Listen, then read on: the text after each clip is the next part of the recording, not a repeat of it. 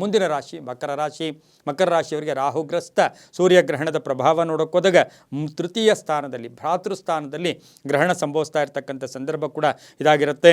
ಈ ಒಂದು ಮಕರ ರಾಶಿಯವರಿಗೆ ಗುರಿ ತಲುಪೋದಕ್ಕೆ ಎಲ್ಲವೂ ಕೂಡ ಚೆನ್ನಾಗಿದೆ.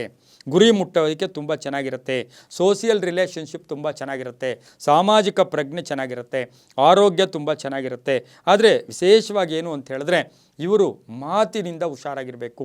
ಅಣ್ಣ ತಮ್ಮದ್ರ ಜೊತೆ ಹುಷಾರಾಗಿರಬೇಕು. ವಿವಾಹಾದಿ ಕಾರ್ಯಗಳು ತುಂಬ ಚೆನ್ನಾಗಿರುತ್ತೆ.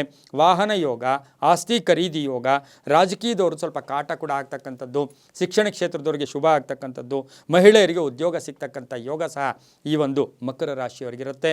ಮಕರ ರಾಶಿಯವರು ತೃತೀಯ ಸ್ಥಾನದಲ್ಲಿ ಸಂಭವಿಸ್ತಾ ಇರ್ತಕ್ಕಂಥ ಗ್ರಹಣದ ಪ್ರಭಾವ, ದ್ವಿತೀಯದಲ್ಲಿರ್ತಕ್ಕಂಥ ಶನಿ, ಇವೆಲ್ಲವನ್ನು ಗಮನಿಸಿ ನೋಡೋಕೆ ಹೋದಾಗ ಕುಟುಂಬದವ್ರ ಜೊತೆ ಸ್ವಲ್ಪ ಜಾಗೃತಿಯಾಗಿರಿ. ನೀಲಿ ಮತ್ತು ಹಸಿರು ಬಣ್ಣವನ್ನು ಉಪಯೋಗಿಸ್ಕೊಳ್ಳಿ. ದಕ್ಷಿಣ ಮತ್ತು ಪಶ್ಚಿಮ ದಿಕ್ಕಿನ ಪ್ರಯಾಣಗಳು ಶುಭಕರವಾಗಿರುತ್ತೆ. ತಮ್ಮ ಅದೃಷ್ಟ ಸಂಖ್ಯೆಗಳು 7 ಮತ್ತು 4 ಆಗಿರುತ್ತೆ. ಹಾಗೆ ಓಂ ಕಪರ್ದಿನೇ ನಮಃ ಈ ಮಂತ್ರವನ್ನು ಹೆಚ್ಚು ಜಪ ಮಾಡ್ಕೊಳ್ಳಿ. ಹಾಗೆ ಸೂರ್ಯ ನಮಸ್ಕಾರ ಮಾಡ್ಕೊಳ್ಳಿ, ತುಂಬ ಒಳ್ಳೆಯದಾಗುತ್ತೆ.